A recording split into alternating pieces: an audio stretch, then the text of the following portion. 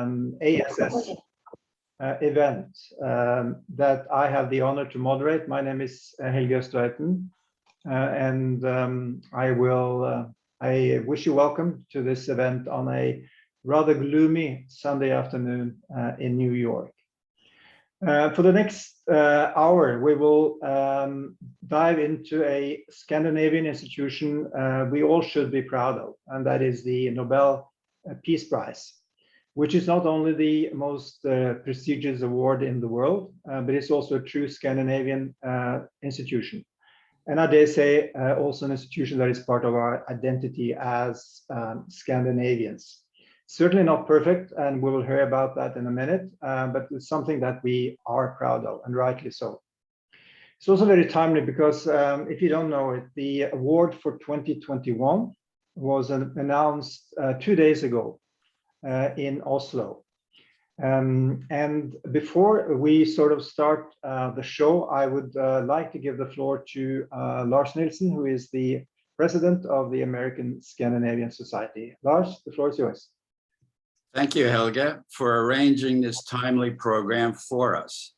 And thank you all out there for attending the American Scandinavian Society is an organization with a 113-year history of working in the New York area to encourage the exchange of information and ideas between the Nordic countries and the US. We are a nonprofit organization governed by an all-volunteer 19-member board. We rent office space in the Norwegian Siemens Church in Manhattan. The church currently features a new exhibit in its Tryggveli Gallery, which I should mention, on the famous Norwegian explorer Fridtjof Nansen and his passport that he initiated after World War I to aid dislocated refugees. Central to our activities are our programs, including our Cultural Grant Awards, currently in their 35th year. This year's winners are soon to be announced. And of course, our beautiful Christmas ball. This year it will be held again on December 3rd at New York's famous Metropolitan Club. The Lucia tradition will be highlighted like other organizations. COVID restrictions have forced us to conduct virtual events such as this. However, we are cautiously optimistic and expect to open up soon.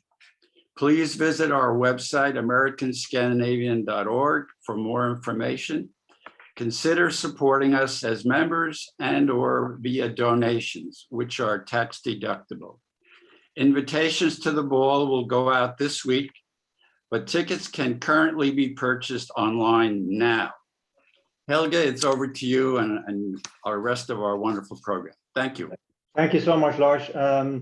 For everybody's information, this session will be recorded, and the session will be posted on YouTube fairly soon, in a day or two, and also on social media and on the website of ASS. As many of you know, the Nobel Peace Prize winners were announced this Friday. It was Dmitry Muratov and Maria Ressa who have been awarded the prize for their work to protect freedom of expression and ultimately democracy in Russia and in the Philippines. And to talk about the Nobel Peace Prize, we have invited Unni Turrettini, who is a writer, she is a lawyer, she is a civil rights activist, and she is a Norwegian.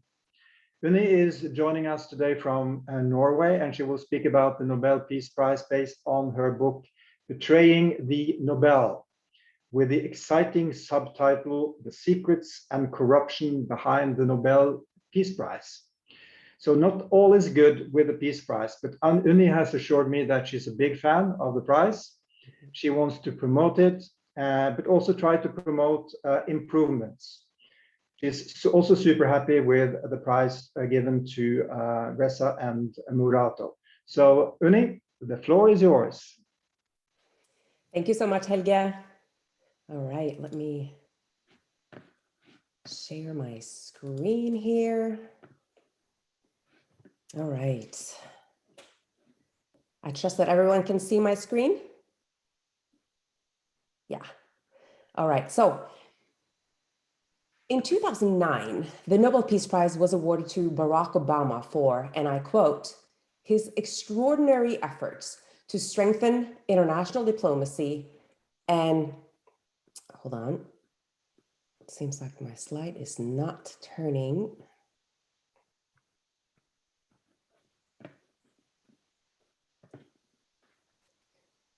All right. Yes, sorry about that. It was awarded to Barack Obama for, and I quote, his extraordinary efforts to strengthen international diplomacy and cooperation between peoples. And I remember thinking, that's strange. Obama had been in office less than 2 weeks when he was nominated on February 1st, 2009. And when he was announced the winner in October that year, he had served as president for roughly 8 months. Now, I didn't know much of the details of the Nobel Peace Prize back then, but as far as I knew, it was supposed to reward a person on what they had already achieved. And I wasn't the only one who found the award to Obama curious. At the press conference, when the committee chairman announced Obama the winner, an American journalist asked what the chairman had to say about Obama increasing the number of armed forces being sent to fight in Afghanistan. And Chairman Jagland responded evasively that the committee was hoping that the Peace Prize in some way would help find a resolution in that conflict. Another journalist asked Jagland to name 3 things that Obama actually had done in the past year to deserve Nobel's Prize. And the chairman couldn't answer. And when the audience still asked for more specific reasons, Mr. Jagland finally said, "We want to send a signal to the world." And so I went on a quest to find out what that signal was. And as I began digging into Peace Prize history, I became fascinated. I found numerous laureates who were clearly not peace champions. I found a lot of inconsistencies, and maybe more surprising, I found an arrogance, a little bit of an arrogance in the committee. But before I get into all of that, let's take a look at this. Mahatma Gandhi, U Thant, the UN Secretary General, who had a big part in averting war between the United States and Cuba in 1962. And Pope John Paul II, the man who gathered millions of people and worked endlessly toward brotherhood between people of all religions. And he was a major catalyst for ending the Cold War. So what do these 3 have in common? Well, none of them received the Nobel Peace Prize, yet they clearly deserved it, right? And now, fun fact, here are 3 people who were nominated for the prize: Adolf Hitler, Benito Mussolini, and Joseph Stalin. Now, thankfully, being nominated doesn't mean you get the prize, right? And we saw that this year with Donald Trump being nominated, Vladimir Putin was also nominated, and also Biden. And none of them got it because the prize this year went to, as Helge said, journalists Maria Ressa and Dmitry Muratov. And I'm going to get back to them later, but needless to say, I think this is an excellent prize.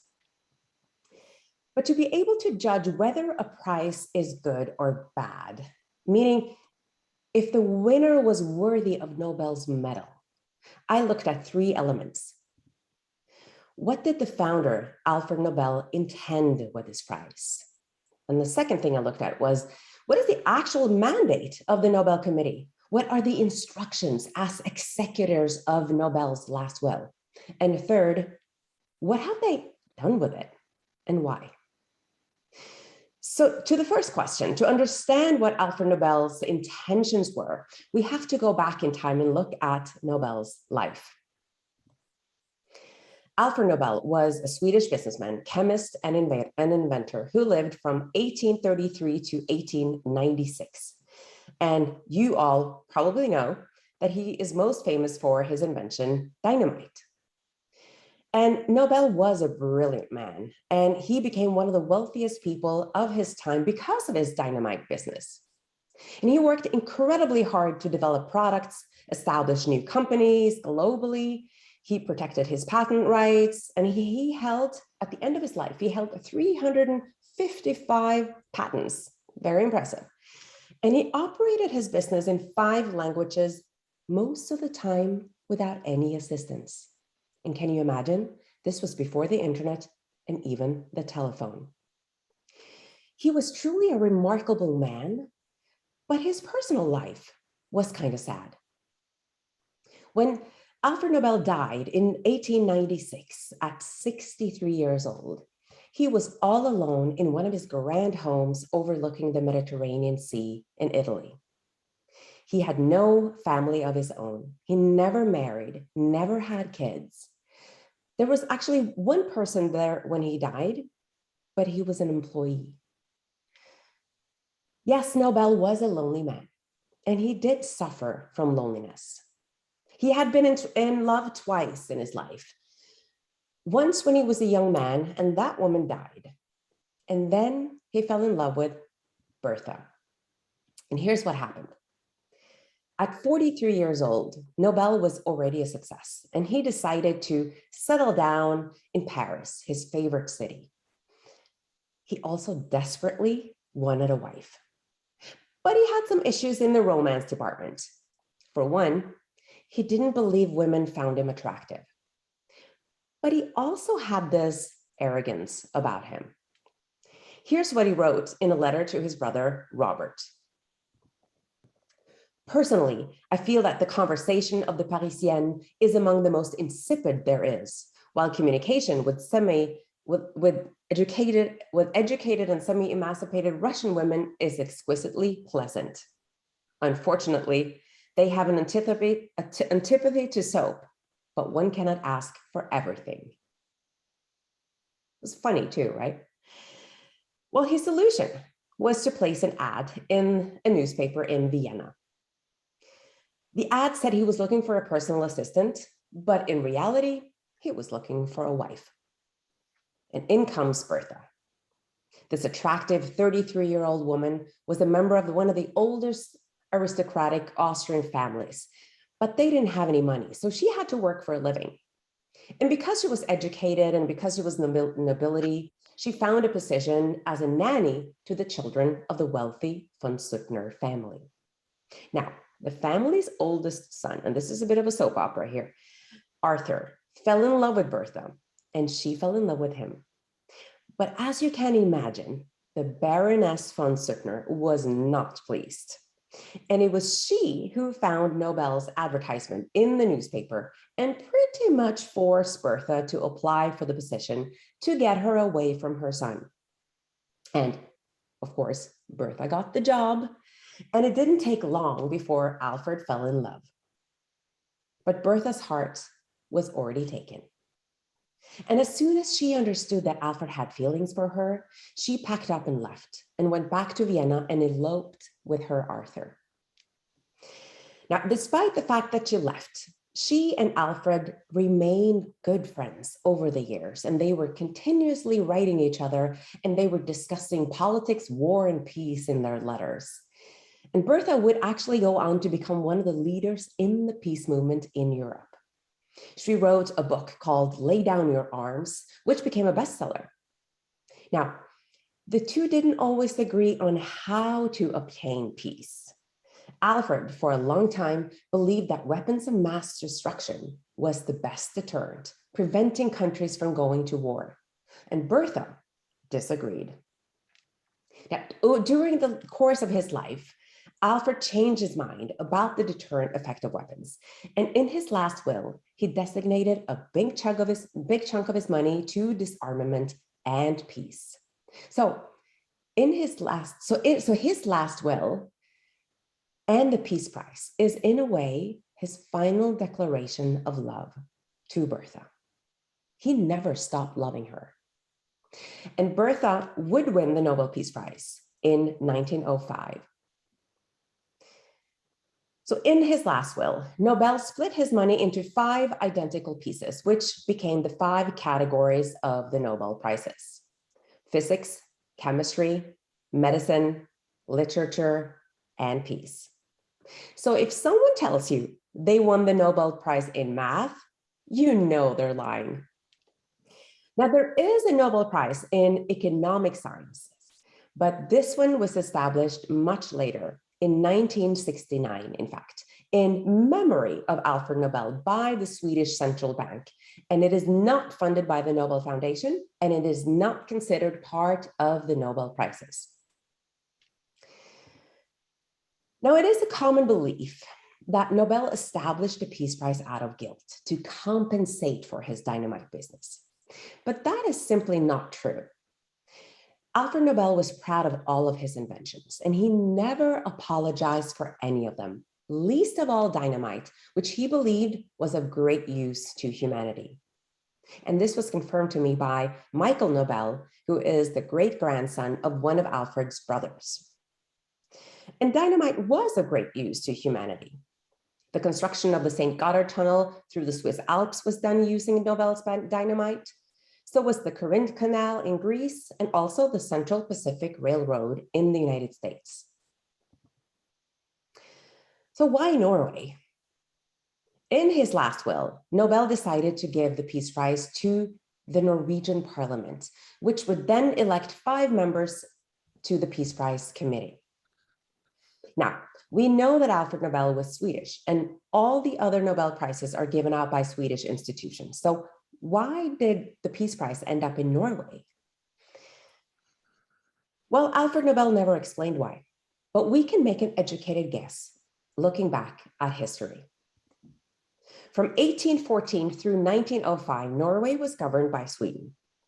And in this so-called union, with Sweden as the dominant partner, this was formed, this union, when Denmark ceded Norway to Sweden in 1814, of course, without Norway's consent. Prior to 1814, Norway was ruled by Denmark for more than 400 years.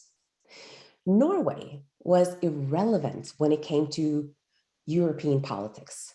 It didn't have its own foreign policy, and only a very distant past as an autonomous military power. I mean, you have to go all the way back to the Vikings. And Nobel was probably afraid that the political aspect of the Peace Prize could make it into a political tool, which would diminish the significance of the prize. And giving it to Norway, this innocent nation on the periphery of Europe, must have seemed like a safe choice. Also, the Norwegian parliament had showed a great interest in the European peace movement, which was led by Bertha von Suttner.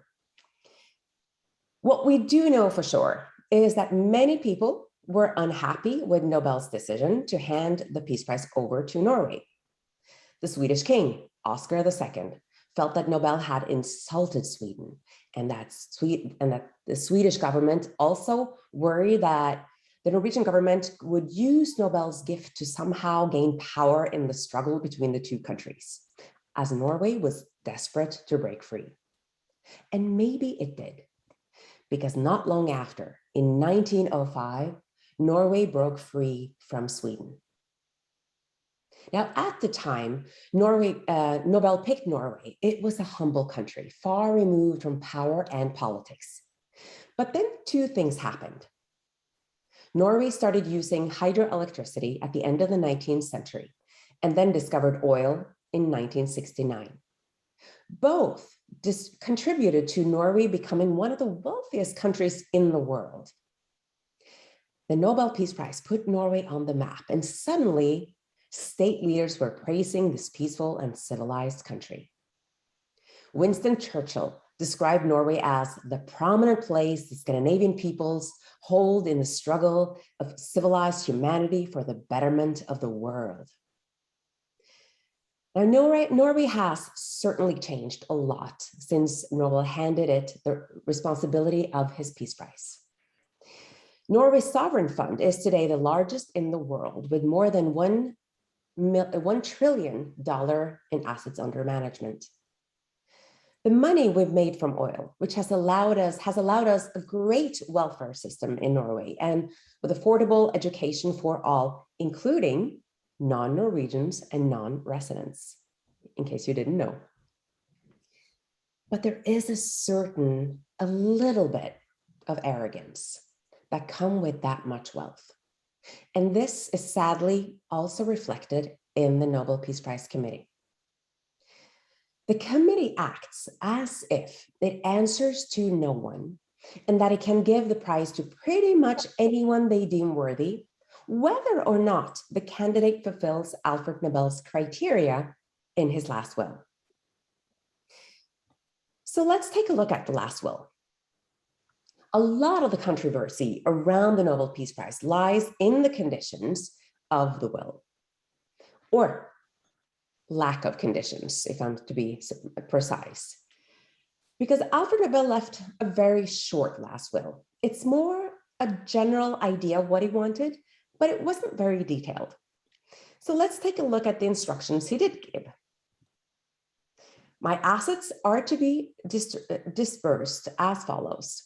The capital converted to safe securities by my executors is to constitute a fund, the interest on which is to be distributed annually as prizes to those who, during the preceding year, have conferred the greatest benefit to humankind.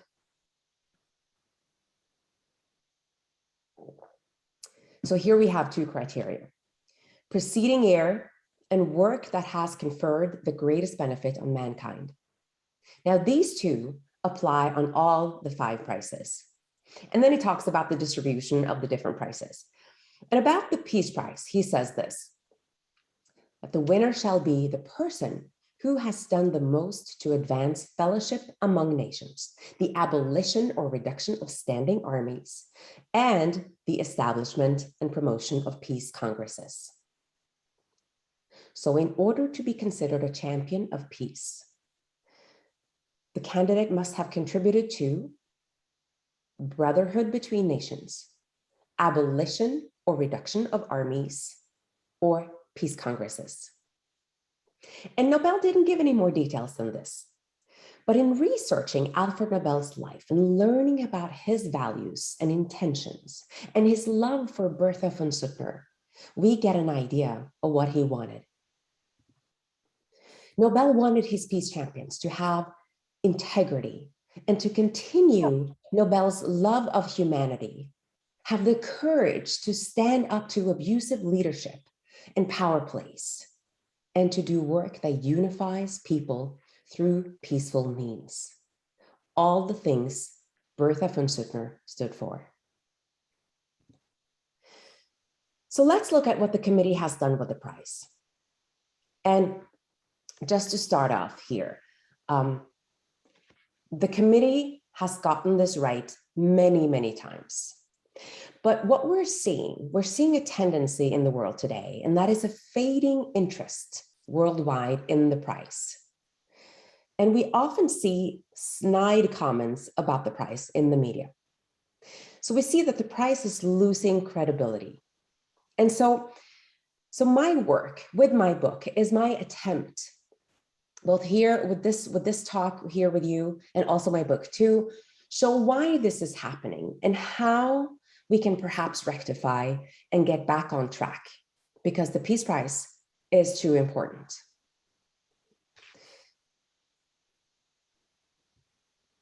So I mentioned that the Peace Prize Committee gets it right many times, and here are some examples of that. Sometimes the committee has shown tremendous courage, as they did in 1935 when they gave the prize to the German dissident Karl von Ossietzky. If you may remember Karl von Ossietzky, he was the whistleblower who alerted the world to the fact that Germany was arming up before World War II in breach of the Versailles Treaty. And for this, of course, he ended up in a concentration camp, and he later died of the damages from the concentration camp. But this also was dangerous for Norway, because when the committee selected Ossietzky, this was before we were invaded, and Norway was afraid of being invaded by Germany, right? These were scary times. And so they took a really bold decision of selecting Ossietzky, even if that meant that Hitler would not be pleased with Norway and that he might, choose to invade Norway, which he did.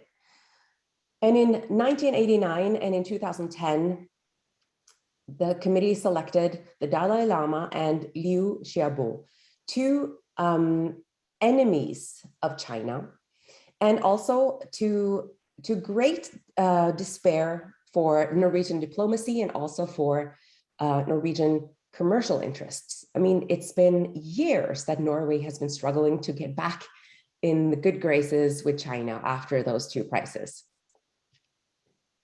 But then there are times when the committee has failed to honor Alfred Nobel's will. And I sorted those into three categories.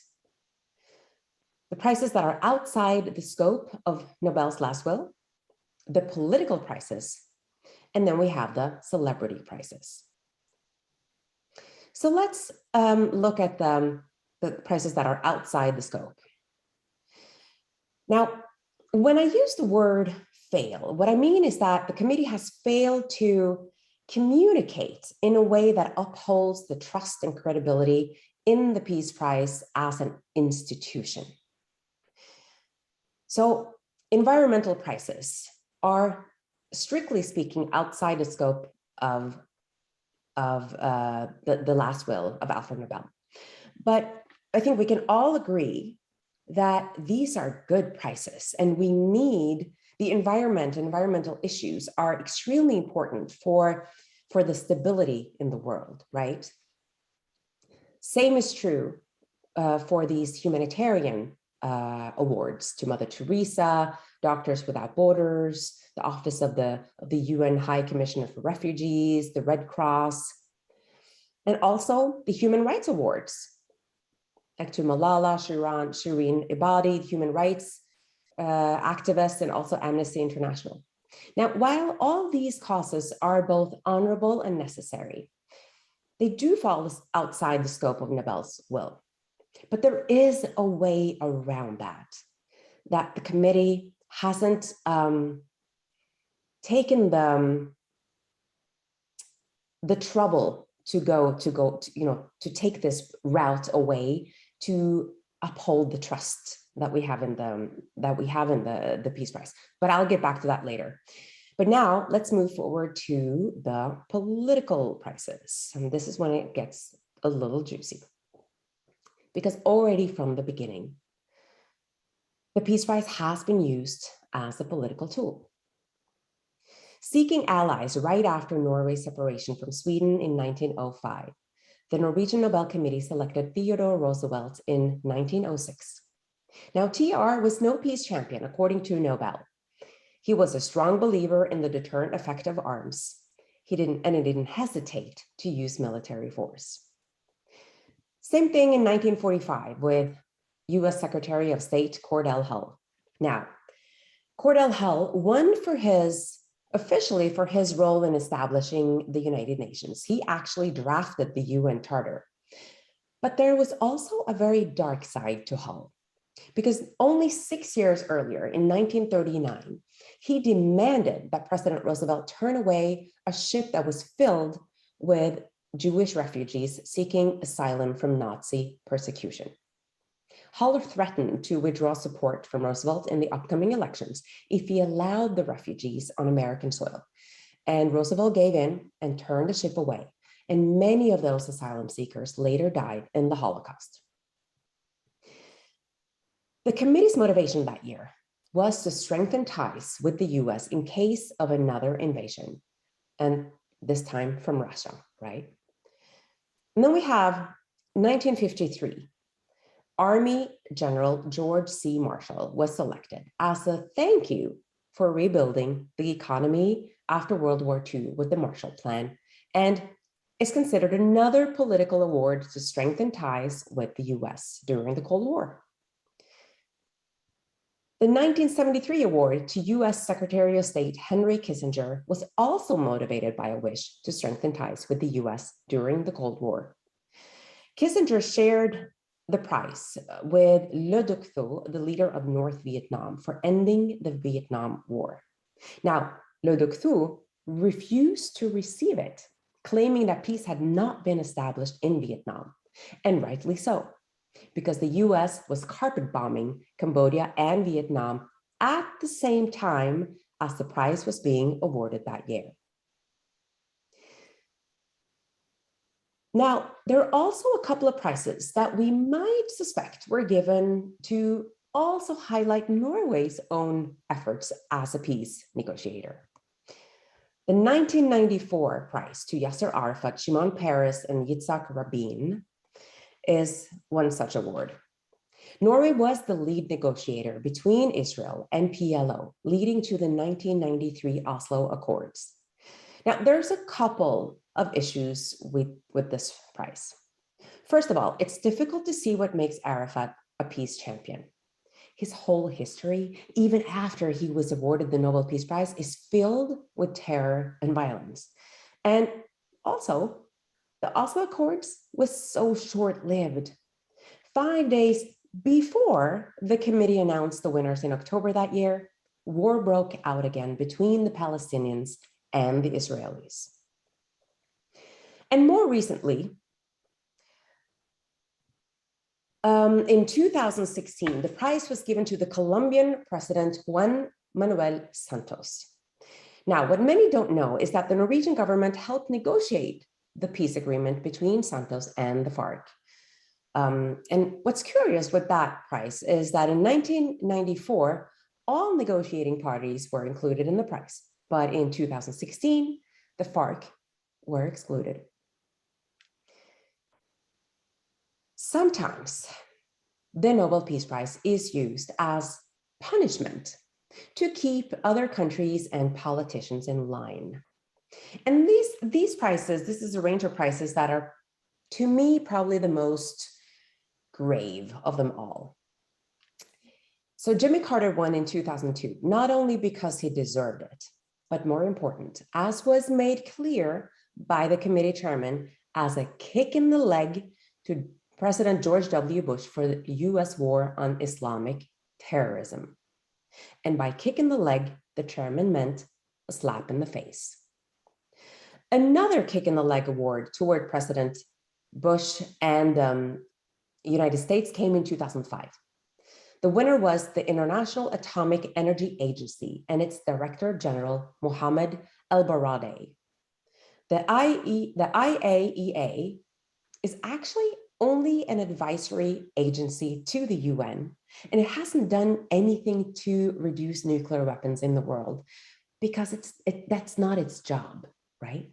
But El-Baradei had been opposing American policy for years and was an open foe of President Bush. Al Gore, also an opponent to Bush, won the prize in 2007.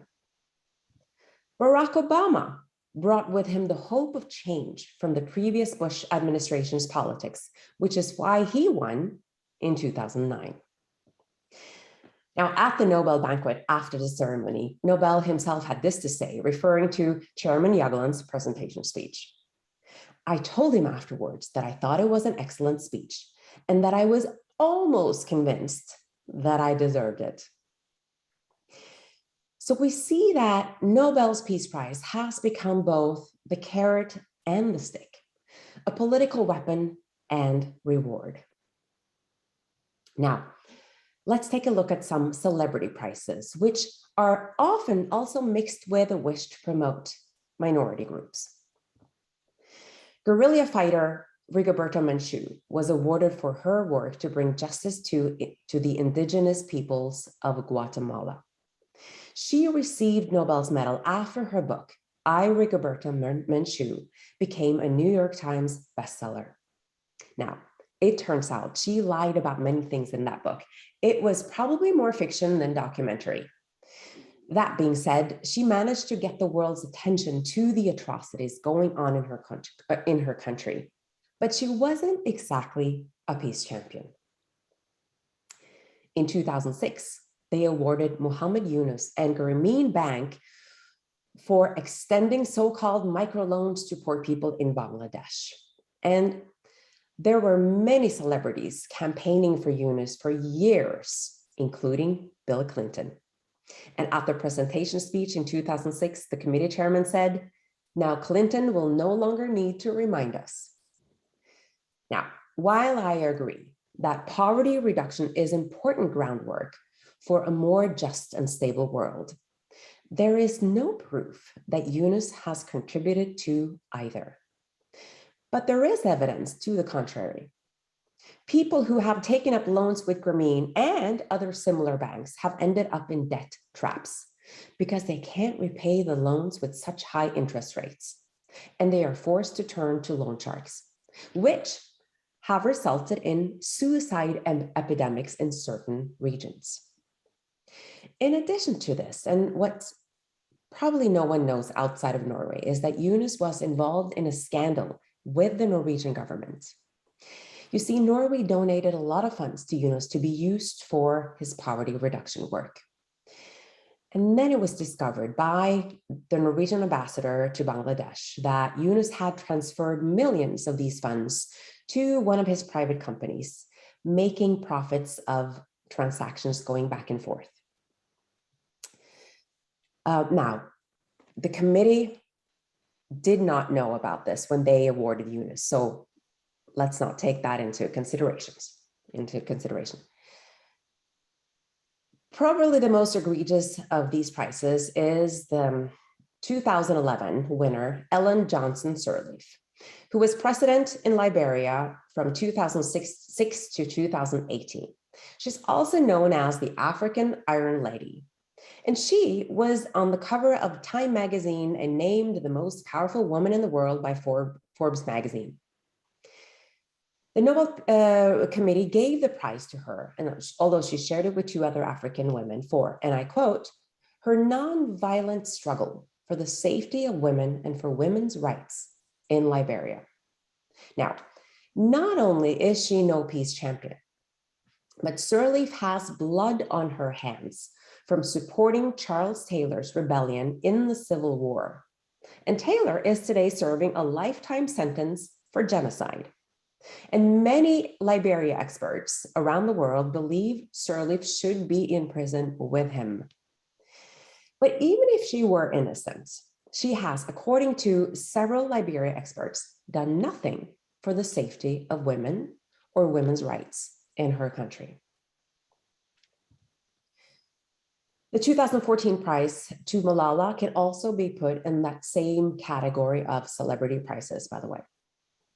Now, all these prizes demonstrates how the committee likes to reward celebrities, just like they awarded the Peace Prize to Al Gore after his movie An Inconvenient Truth became so popular. Gore even won an Academy Award for that film, and he's the only one who's ever won both, an Oscar and the Nobel, and he did so in the same year.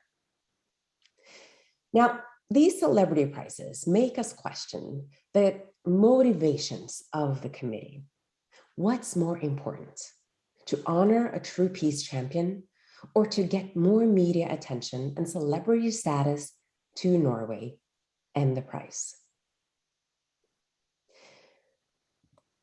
So let's look at why we get these political prizes sometimes.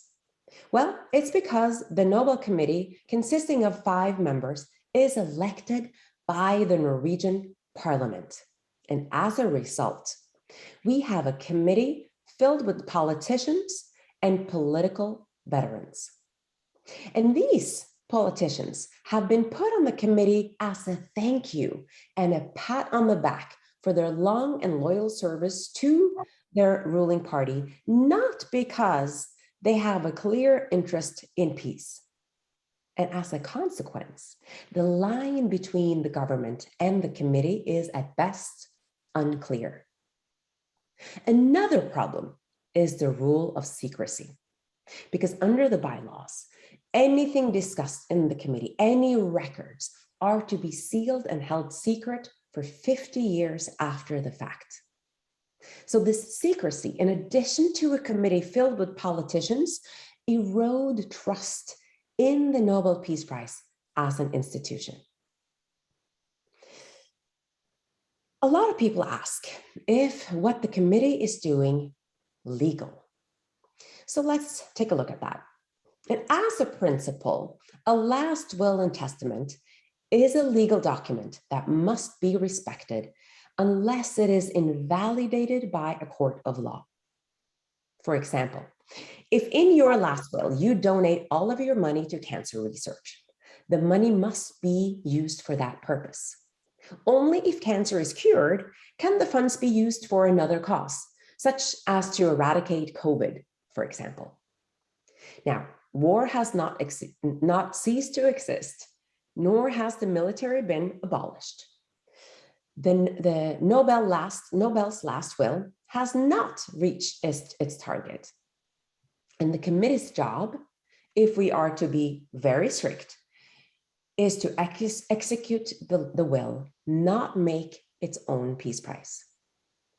And if you are going to change the purpose of a will or to expand it, to make it more relevant to today's world, it must be done through proper legal channels, starting with the Nobel Foundation in Stockholm, that is by law supposed to supervise the Norwegian committee.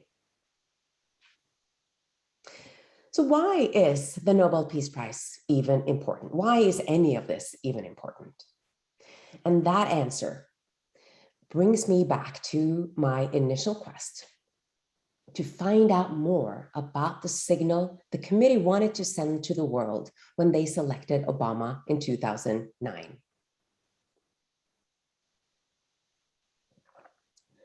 And the signal the committee meant to send was a political one. This is how we, the committee, and by extension, the Norwegian government, look at the world. It was a look at us. We do things better. We are not bullies like George W. Bush. Our welfare system is better. Our foreign policy is better. We have the oil fund and the Nobel Peace Prize to prove it. That's the signal they wanted to send to the world. But even if Norway is better and that the world would be a better place if everyone followed their example, which is a debate for another time, what the committee is doing is diminishing Alfred Nobel's signal and values. They are also diminishing the credibility of the prize. And I don't think they do this on purpose.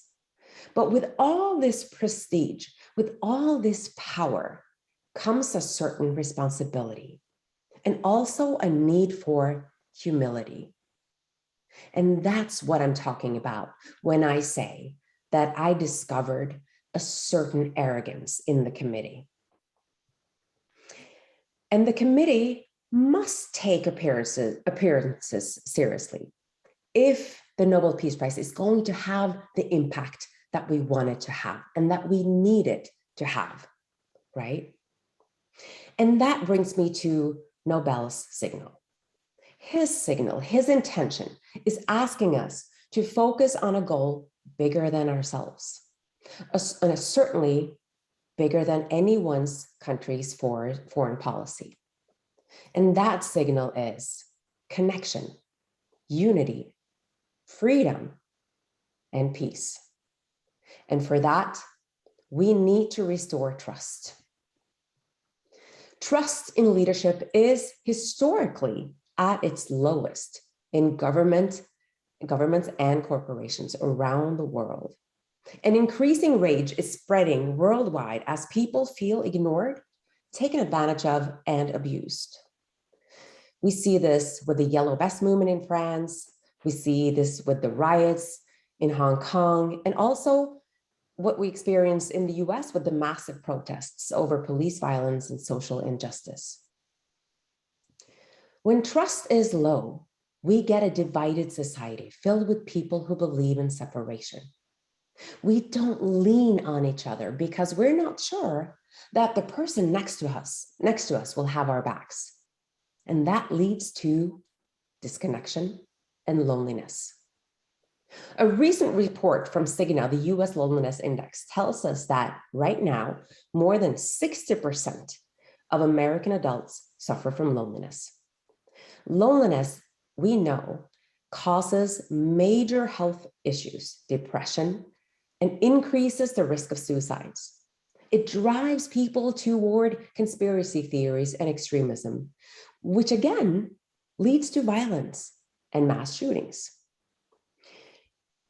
When we feel separated, fragmented, and dehumanized, we dehumanize those who are different from us. And even if we don't turn to extremism, right? None of us in this room, we risk becoming numb and indifferent to the sufferings of others. And therefore, we also contribute to creating conflicts, riots, and war. And the Nobel Peace Prize is important because it is a symbolic reference as to how we as a society are doing. It's showing us how our leaders are functioning right now. And by keeping the selection process a secret, and by selecting state leaders who keep up the status quo, and by arrogantly justifying winners as a slap in other people's faces, and by staying loyal to political interests instead of Nobel's spirit and intentions, the committee is participating in keeping societal dysfunctions alive. But there is hope.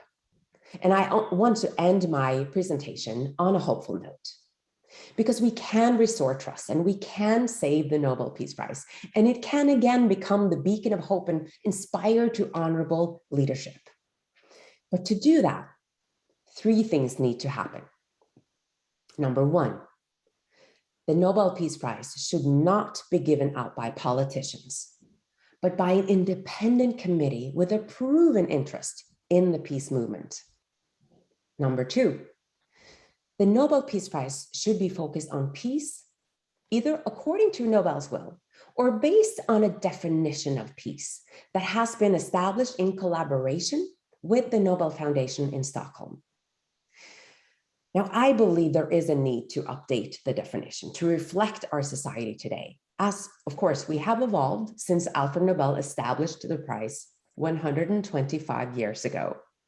And it should include, in my humble opinion, the environment, humanitarian efforts, and poverty reduction. But this change can't be on a whim. It has to be through proper legal channels.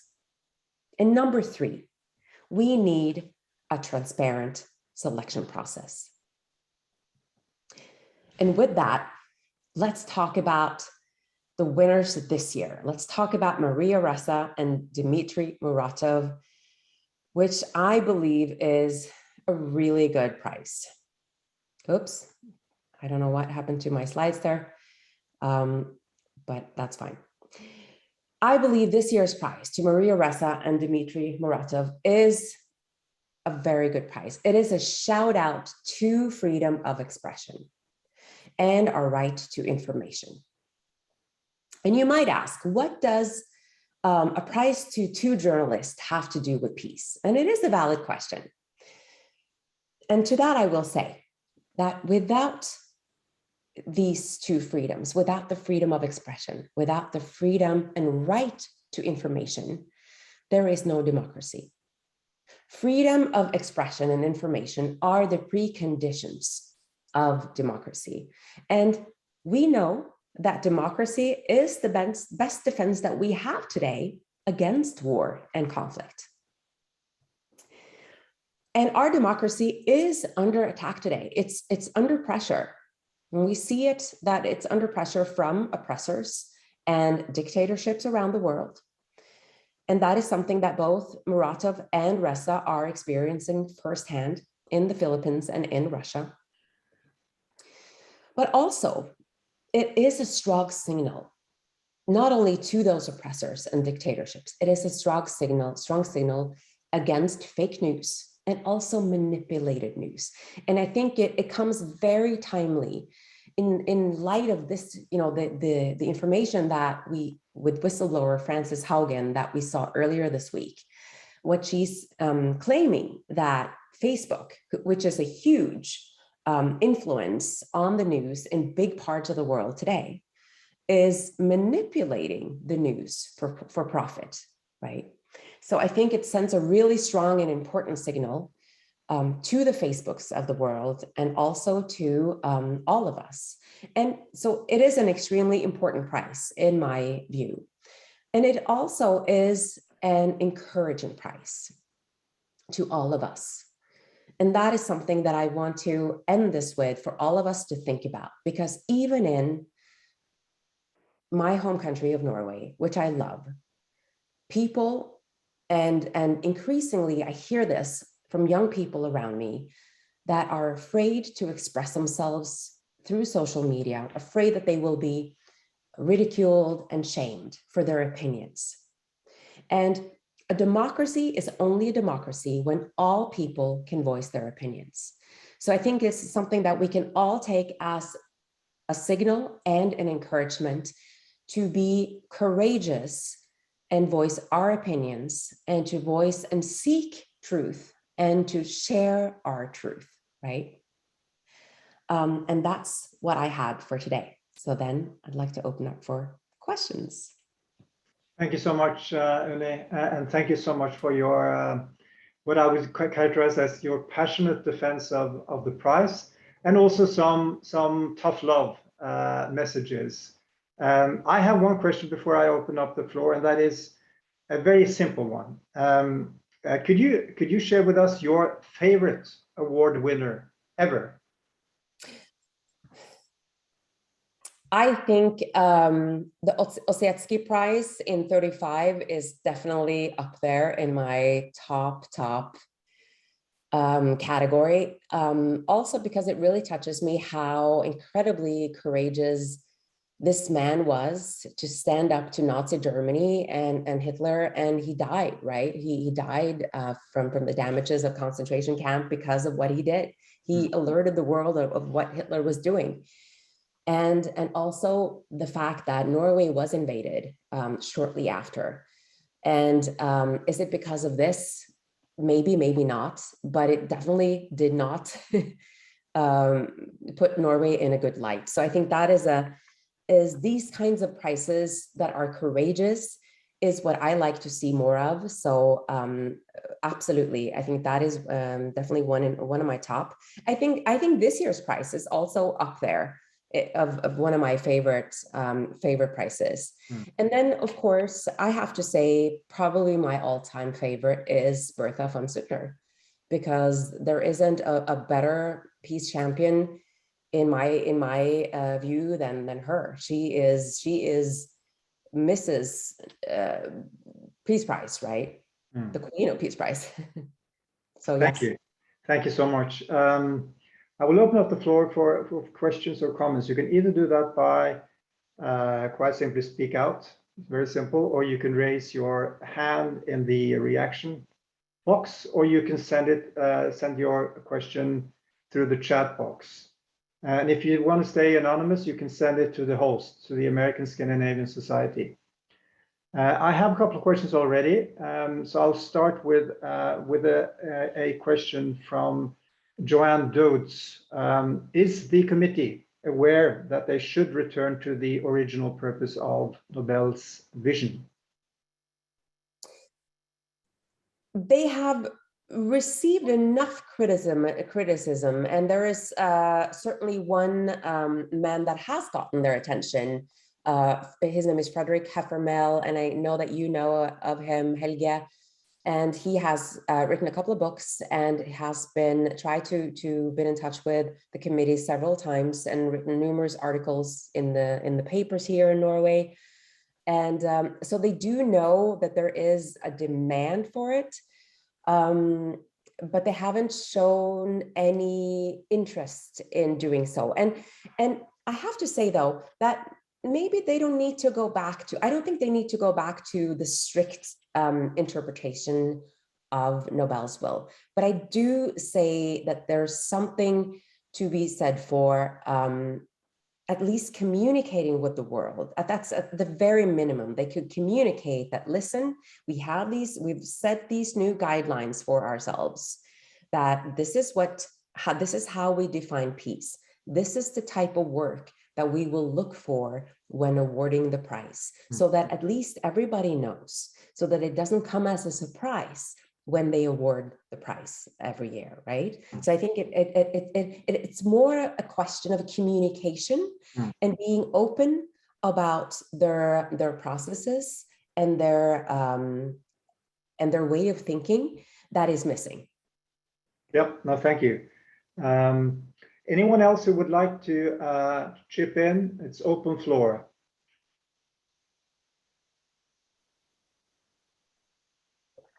Even if you have just comments, or, it doesn't even have to be a question.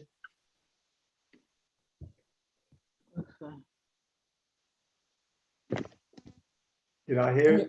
And you're allowed to disagree with me, of course. Did you say again your favorites were, Unni?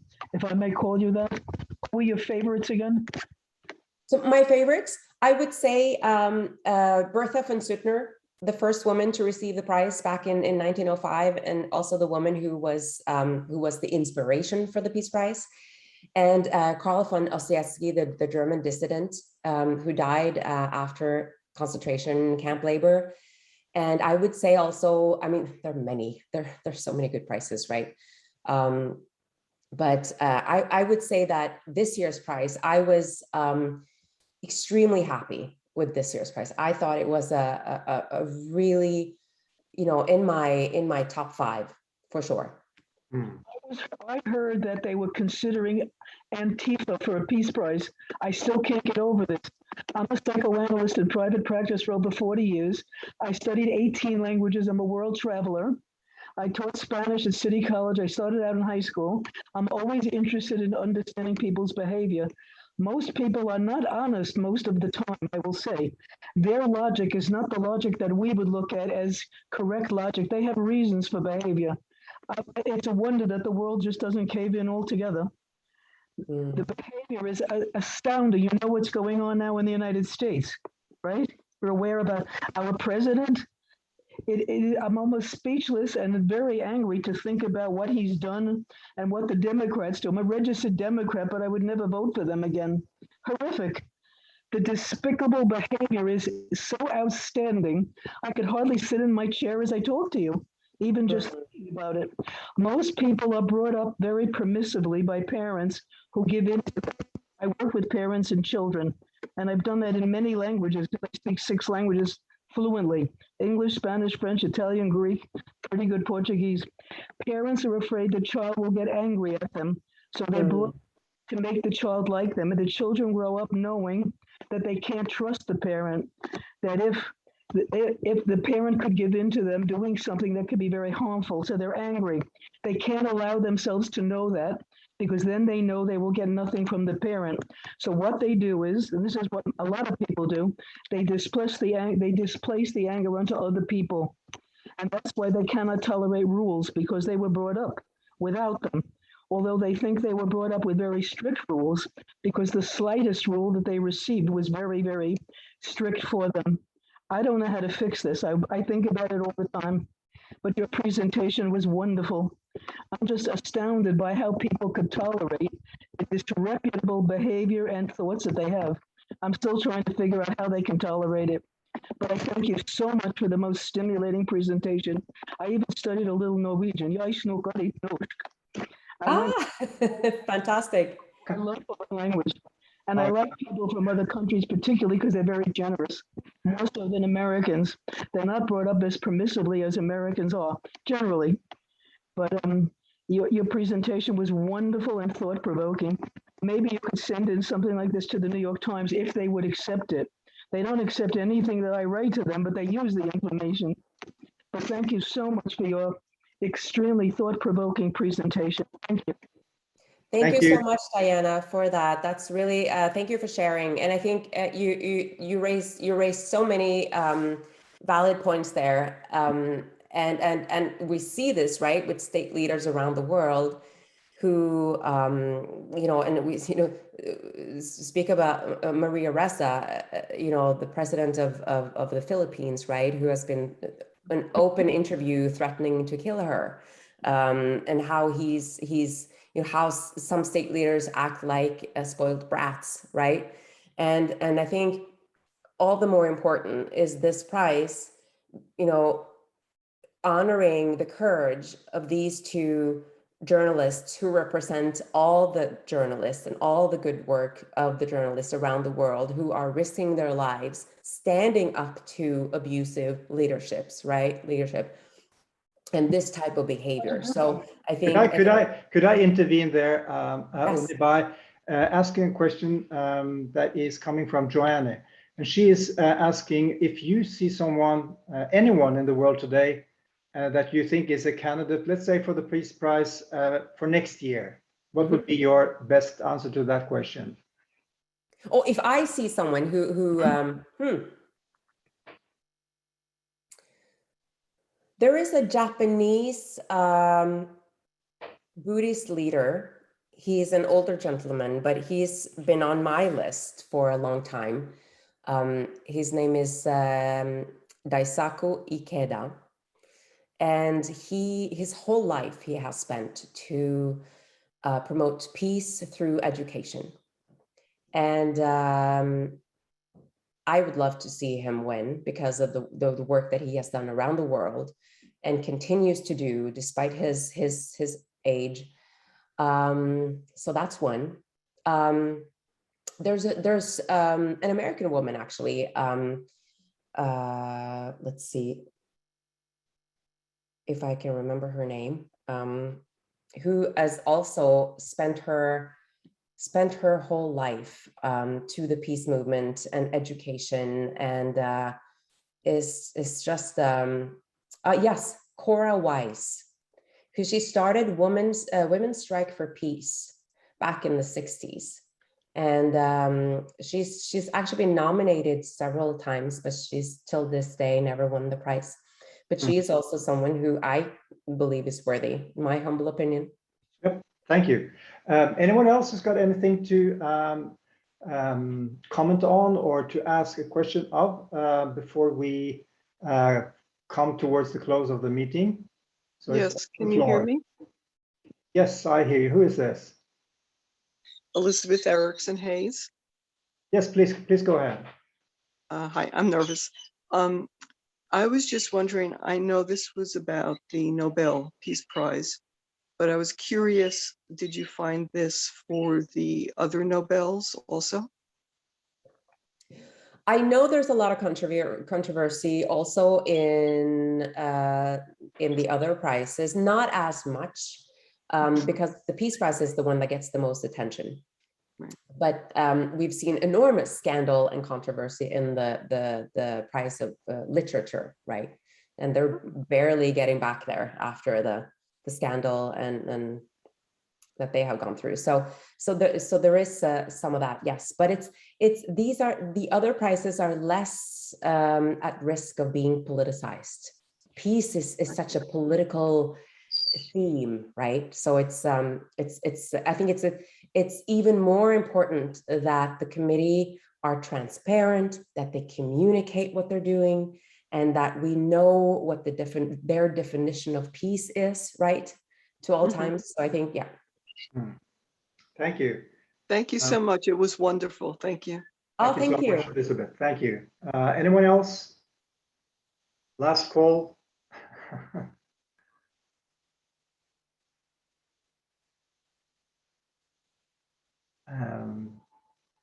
Now I have one final here.